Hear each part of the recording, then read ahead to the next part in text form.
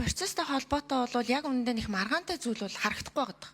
Өөрөөр хэлэх юм бол үндсэн хуулийн цэц асуудлаа яаж шийдсэн бэ гэдэг асуудлаа ярихаас өмнө бид нар үндсэн хуулиа баримтлах ёстой. Тэгэхээр үндсэн хуулийн 66 дугаар зүйл дээр маш тодорхой цэц хэрхэн шийдвэр гаргах вэ гэдгийг тодорхойлоо бичсэн. Энд юу гэсэн бэ гэхээр үндсэн хуулийн цэцээс албан тушаалтан үндсэн хууль зөрчсөнтэй холбоотой асуудал, эсвэл их хурлын тогтоол, эсвэл хуулийг анхан шатаар буюу энэ дээр одоо жишээл дунд суудал, их суудал тэр тухай ерөөсөй байхгүй. Зөв тэр асуудлыг шийдээд дүгнэлт гаргана. Энэ гаргасан дүгнэлтийг 2 дугаар зүйл дээр нь юу гэж байгаа вэ гэхээр 3 дугаар зүйл дээр юу гэж байгаа вэ гэхээр 1-2 заасны дагуу оруулсан дүгнэлтийг гэж байгаа. Энэ нь юу вэ гэхээр нөгөө их хурлын тогтоолтой холбоотой эсвэл хуультай холбоотой тэр маргааныг шийдсэн үндсэн хуулийн цэцгийн дүгнэлтийг улсын их хурл хүлээн зөвшөөрөөгүй бол үндсэн хуулийн цэц дахин хянан үзэж эцсийн шийдвэр гаргана. Өөрөөр хэлбэл энд үндсэн хууль дээр их суудал байна уу, бага суудал байна уу ерөөсөй байхгүй. Тэгэнгүүт цэц яадгүй гэхээр энэ үндсэн хуулиа хэрэгжүүлэхийн тулд маргаан шийдвэрлэх тухай хуультай. За тэр хуулийг бол их хурл баталдаг. За маргаан шийдвэрлэх хуулийн дээр юу гэж бичсэн байна уу гэхээр албан тушаалтан үндсэн хууль зөрчсөнтэй холбоотой асуудлыг бол бид нэр их суудлаараа хуралдаад дүгнэлт гаргачнаа. Яагаад гэвэл нөө эцэлдэг учраас гэдгээр. За хууль болон их хурлын тогтоолтой холбоотой асуудлыг яадаг вэ гэхээр дахиж хянан шийдвэрлэх буюу их хурл руу буцаад их хурл хилцэх боломжийг үндсэн хуулиараа өгөх ёстой учраас дунд суудлын хурлаараа шийддэг ийм процесстэй.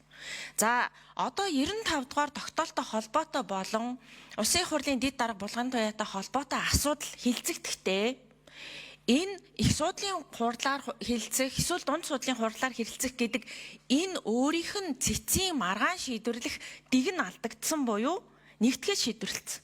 За тэргээ цэц өөрөө процессоо тэгж нэгтгэн үү яана одоо тэр биднэрт хамаа алгаа. Хамгийн гол нь цэц өнөөдөр тогтоол гаргаагүй. Цэц өнөөдөр дүгнэлт гаргацсан. Өөрөөр хэлбэл үндсэн хуулийн 66 дугаар зүйл заасан үндсэн хуулийн дүгнэлт гарцсан.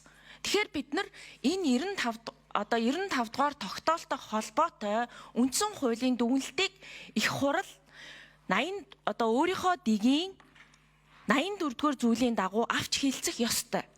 Энийг тэгж болохгүй гэдэг заалт хаанч байхгүй, хуулийн ямар ч зохицуулт алга. Тэгэхээр яг энэ хуулийн зохицуулт дээр яагаад маргаан гаргаад байгааг бол би ойлгохгүй байна.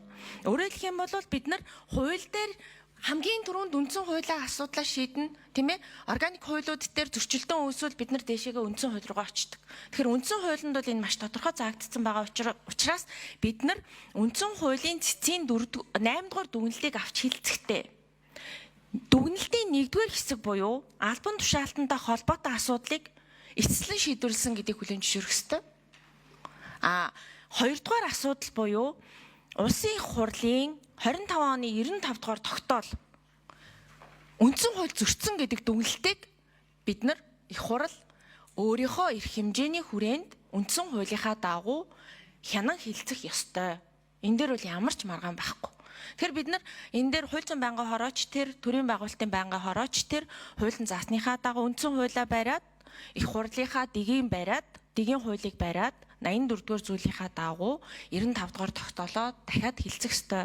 Хэрвээ үндсэн хуулийн цэцгийн 8 дугаар дүгнэлтийг би тэр суудал ерөөсөө яриаггүй шүү. 8 дугаар дүгнэлтийг үндсэн хууль хүлээн За, уян гişиг шүү 1 минут.